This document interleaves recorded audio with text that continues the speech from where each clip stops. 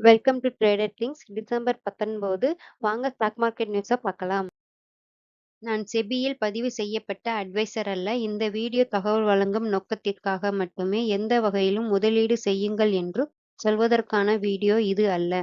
இங்கு சொல்லப்படும் தகவல்கள் அனைத்தும் என் சொந்த பார்வைக்குட்பட்டவை. யாரும் ட்ரேடிங் செய்யும் முன் சான்றளிக்கப்பட்ட நிதி ஆலோசகர்களிடம் கலந்து ஆலோசிப்பது நல்லது. இண்டெக்ஸ் பார்த்தீங்கன்னா நிஃப்டி 50 பார்த்தீங்கன்னா -3 பாயிண்ட்லயும் ட்ரேட் ஆயிட்டு இருக்குது. பேங்க் நிஃப்டி பார்த்தீங்கன்னா -13 பாயிண்ட்ல ட்ரேட் ஆயிட்டு இருக்குது. சென்செக்ஸ் பார்த்தீங்கன்னா -77 பாயிண்ட்ல ட்ரேட் ஆயிட்டு இருக்குது. இது நேத்துக்கான டேட்டா. எஃப்ஐஐ டிஐ டேட்டா பார்க்கலாம். டிஐ பார்த்தீங்கன்னா 11,000 கோடிக்கு வந்து பை பண்ணியிருக்காங்க. 9,058க்கு வந்து செல் பண்ணியிருக்காங்க. நெட் பையரா இருக்காங்க 2,500க்கு. எஃப்ஐஐ பார்த்தீங்கன்னா 10,000 கோடிக்கு பை பண்ணியிருக்காங்க. 10,375 கோடிக்கு செல் பண்ணியிருக்காங்க. 614 நெட் பையரா இருக்காங்க. இந்தியா விஸ் ஓமனோட நியூஸ் கேள்விப்பட்டிருப்பீங்க. இந்தியாவும் ஓமன் பார்த்தீங்கன்னா பேச்சுவார்த்தை நடந்துட்டு இருக்கதா சொல்லியிருக்காங்க. ஃப்ரீ ட்ரேட் அக்ரிமெண்ட்னா நம்மளோட இம்போர்ட் எக்ஸ்போர்ட் வந்து டாக்ஸ் வந்து ஃப்ரீயா இருக்கும்னு சொல்லியிருக்காங்க. நீங்க அதாவது பையிங் செல்லிங் பண்ணக்கூடிய கூட்ஸா இருக்கட்டும் சரி, சர்வீஸ் பார்த்தீங்கன்னா 2 கண்ட்ரிக்குமே வந்து ஈஸியா இருக்கும் அப்படின்னு சொல்லியிருக்காங்க. இந்த டீல்ல பேசியிருக்காங்க. இதனுடைய முக்கியமான கோல் என்ன பார்த்தீங்கன்னா, பிசினஸும் சரி, எக்கனாமிக்கும் சரி, நம்மளுடைய ட்ரேட் வந்து பூஸ்ட் ஆகுறதுக்காக தான் இதனுடைய கோலையும் சொல்லியிருக்காங்க. ஸோ அது மட்டும் இல்லாம, இதனால எந்தெந்த செக்டார் எல்லாமே வந்து பெனிஃபிட் அடையும்னு பார்த்தீங்கன்னா, textiles, cars, food products and IT and services, pharma இந்த இந்த ஃபீல்ட் எல்லாம் பார்த்தீங்கன்னா, நல்ல பெனிஃபிட்டா இருக்கும்னு சொல்லியிருக்காங்க. இந்த ட்ரேட் நடந்தா. நிஃப்டில பார்த்தீங்கன்னா, அதாவது சிஎன்பிசி டிவில இருந்து நமக்கு ஒரு நியூஸ் கிடைச்சுச்சு. அதாவது நிஃப்டி பார்த்தீங்கன்னா, இப்ப வந்து எக்ஸ்பர்ட்லாம் என்ன சொல்றாங்கன்னா, நிஃப்டி இப்ப பார்த்தீங்கன்னா வீக்கா இருக்குது. ஸோ அதனுடைய டெக்னிக்கல் சப்போர்ட் வந்து 52 வீக் உடைய ஆவரேஜ்ல இருக்குது. அது மட்டும் இல்லாம 25,820 பக்கத்துலயும் 26,000க்கு மேல போனா மட்டும் தான் மார்க்கெட் மேல போறதுக்கு அதிக வாய்ப்பு இருக்குதுன்னு சொல்லியிருக்காங்க. ஸோ எப்போ அது கீழயே இருக்குதோ, ஸோ மார்க்கெட் வந்து ஃபால் ஆகுறதுக்கும் வாய்ப்பு அதிகமா இருக்குது. சைட்வேல போறதுக்கு அதிகமா இருக்குதுன்னு எக்ஸ்பர்ட் வந்து கணிச்சிருக்காங்க. இது சிஎன்பிசி டிவில இருந்து கிடைச்ச நியூஸ். ஜேஎஸ்டபிள்யூல இருந்து ஒரு நியூஸ் கிடைச்சிருக்குது. அதாவது ஜேஎஸ்டபிள்யூ உடைய கம்பெனி என்ன சொல்றாங்கன்னா, சால்போனிக் தெர்மலுடைய பவர் இருக்குதுல்ல, அந்த கம்பெனி பார்த்தீங்கன்னா, வெஸ்ட் பெங்கால்ல இருக்குது. ஸோ இங்க வந்து 1,600 மெகாவாட்ல இருந்து 3,200 மெகாவாட்டா வந்து சைஸ வந்து இன்கிரீஸ் பண்ண போறதா சொல்லியிருக்காங்க. இந்த இன்கிரீஸ் பண்றது கூடயே இந்த ப்ராஜெக்ட்ல வந்து 40,000 வந்து இன்வெஸ்ட் பண்ண போறதா சொல்லியிருக்காங்க. ஸோ இது என்ன ரீசன்ஸ் பார்த்தீங்கன்னா, மின்சாரோடைய தேவைய வந்து பூர்த்தி செய்ய போறோம்னு சொல்லியிருக்காங்க.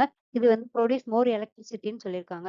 இண்டியோ சைட்ல இருந்து நியூஸ் கிடைச்சிருக்கு. இண்டியோ பார்த்தீங்கன்னா, ஆல்ரெடி சிசிஐ பார்த்தீங்கன்னா, அ அ இண்டியோக்கு வந்து அகைன்ஸ்ட்டா வந்தக்கூடிய கம்ப்ளைண்ட் எல்லாமே வந்து அனலைஸ் பண்ணிட்டு இருக்காங்க. என்ன ரீசன்ஸ்னாலயும், அது மட்டும் இல்லாம ஃப்ளைட் எதுக்காக கேன்சல் ஆச்சுன்னு சொல்லிட்டு, அவங்க வந்து சிசிஐ வந்து இன்னும் இன்வெஸ்டிகேஷன்ஸ் நடந்துட்டு தான் இருக்குதுன்னு சொல்லியிருக்காங்க.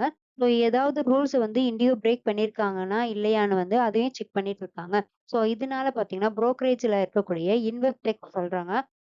அதாவது தொடர்ந்து அவங்களுக்கு வந்து செல் ரேட்டிங் குடுத்துருக்காங்க. டார்கெட் பிரைஸ் பார்த்தீங்கன்னா, 4,050 சொல்லியிருக்காங்க. இப்ப எவ்வளோ ட்ரேட் ஆயிட்டு இருக்குன்னா, 5,115 ட்ரேட் ஆயிட்டு இருக்குது. கோல்ட்மேன் பார்த்தீங்கன்னா, பையிங் ரேட் குடுத்துருக்காங்க. 5,700 இருந்தத இப்ப குறைச்சு 5,600 சொல்லியிருக்காங்க. இந்த பெர்ஃபார்மன்ஸ் பார்த்தீங்கன்னா, 2027ல இருந்து 28க்குள்ள பெர்ஃபார்மன்ஸ் ஆகும்னு சொல்லியிருக்காங்க. ஹெக்ஸாவர் டெக்னாலஜில வந்து நியூஸ் கிடைச்சிருக்குது. அதாவது ஹெக்ஸாவர் டெக்னாலஜி என்ன சொல்லியிருக்காங்கன்னா, போர்ட் மீட்டிங்ல வந்து அவங்களுக்கு ஒரு அப்ரூவல் கிடைச்சிருக்குது. அதாவது சாஃப்ட் ரிலீக்ஸ்ன்னு சொல்லக்கூடிய யுஎஸ் பேஸ்டு உடைய டேட்டா கன்சல்டிங் உடைய கம்பெனிய வந்து 100% வந்து ஓனர்ஷிப்பா வந்து இனிமேல் வந்து ஹெக்ஸாவர் டெக்னாலஜியா தான் இருக்க போகுதுன்னு சொல்லியிருக்காங்க. 100% ஸ்டாக்க வந்து வாங்கிட்டாங்க வாங்கிட்டாங்க. ஹெக்ஸாவருடைய பிளான் என்ன சொல்லியிருக்காங்கன்னா, டேட்டா அனலிட்டிக்களுடைய சர்வீசஸ் வந்து நாங்க ரொம்ப ஸ்ட்ரென்த் பண்ண போறோம்னு சொல்லியிருக்காங்க. என்எஸ்டிஎல்ல இருந்து ஒரு முக்கியமான நியூஸ் கிடைச்சிருக்குது.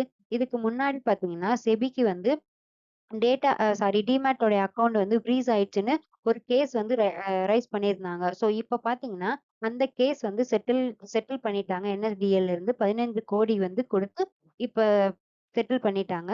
ஸோ என்எஸ்டிஎல் உடைய இன்னொரு பொறுப்புல இருக்கக்கூடிய என்எஸ்டிஎல் பேமெண்ட் உடைய பேங்க் பார்த்தீங்கன்னா, 4.95 ஷேர வந்து புரோட்டீன் கவர்மெண்ட் உடைய டெக்னாலஜி பார்த்தீங்கன்னா, 30 கோடி குடுத்து வாங்க ரெடியா இருக்காங்க.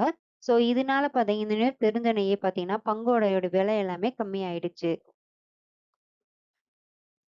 ரெஃப்ளெக்ஸ் இண்டஸ்ட்ரி பார்த்தீங்கன்னா, ரெஃப்ளெக்ஸோட இண்டஸ்ட்ரியோடைய துணை நிறுவனமா இருக்கக்கூடிய வின்ஃபீட் உடைய ரெஃப்ளெக்ஸ் உடைய பவர் லிமிடெட் வந்து ஒரு கான்ட்ராக்ட்ட வின் பண்ணியிருக்காங்க. அந்த கான்ட்ராக்ட்டோடது பார்த்தீங்கன்னா, 148 மெகாவாட் உடைய ஒர்க்ன்னு சொல்லியிருக்காங்க. இந்த கான்ட்ராக்ட் வந்து ரொம்ப இம்பார்ட்டன்டான கான்ட்ராக்ட். அதாவது விண்ட் பவர் உடைய மார்க்கெட்லேயும் இந்த ஆர்டர் ரொம்ப இம்பார்ட்டன்ட்ன்னு சொல்லியிருக்காங்க. ஸ்ரீராம் ஃபினான்ஷியல்ல இருந்து ஒரு நியூஸ் கிடைச்சிருக்குது. அதாவது அவங்களுக்கு வந்து இன்னைக்கு டிசம்பர் 19ஆம் தேதி வந்து போர்ட்ல இருந்து ஒரு அப்ரூவ் குடுத்துருக்காங்க. அந்த போர்ட்ல இருந்து ஒரு டிசைட் பண்ண போறதா சொல்லியிருக்காங்க. அவங்களுடைய ஸ்டாக் பார்த்தீங்கன்னா, ஜப்பானுடைய பேங்க்ல வந்து 20% உடைய ஸ்டாக்க வந்து செல் பண்ண போறதா சொல்லியிருக்காங்க. செல் பண்ணி மணிய வந்து வாங்க போறதா சொல்லியிருக்காங்க. அந்த மணிய யூஸ் பண்ணி ஸ்ரீராமுடைய ஃபினான்ஷியல் உடைய குரோத்க்கு வந்து நாங்க யூஸ் பண்ண போறதா சொல்லியிருக்காங்க. மாருதி சுசுகில இருந்து ஒரு நியூஸ் கிடைச்சிருக்குது. மாருதி சுசுகில வந்து ஆல்ரெடி வந்து டாப் மாடல்ல இருக்கக்கூடியது ஆல்டோ ஸ்விஃப்ட்ன்னு சொல்லுவாங்க. இப்ப பார்த்தீங்கன்னா, வாகன் ஆர் வந்து அதுல ஜாயிண்ட் ஆயிடுச்சுன்னு சொல்லியிருக்காங்க. அதாவது இந்த இயர்ல மட்டும் பார்த்தீங்கன்னா, 35,00,000 கார வந்து ப்ரொடியூஸ் பண்ணியிருக்கதா சொல்லியிருக்காங்க. ஓலா எலக்ட்ரிக் பார்த்தீங்கன்னா, அவங்களுடைய எவ்ளோ எவ்ளோ பார்ட் வந்து செல் பண்ண போறதுன்னு தெரியல. ஸோ அவங்க வந்து குறிப்பிட்டு சொல்லியிருக்காங்க. அவங்களுடைய பார்ட் ஆஃப் த கம்பெனி வந்து மணி தேவைப்படுது. ஸோ அவங்களுக்கு மணி தேவைனால வந்து அவங்க கம்பெனியுடைய கொஞ்சம் பார்ட்ட மட்டும் செல் பண்ண போறதா சொல்லியிருக்காங்க.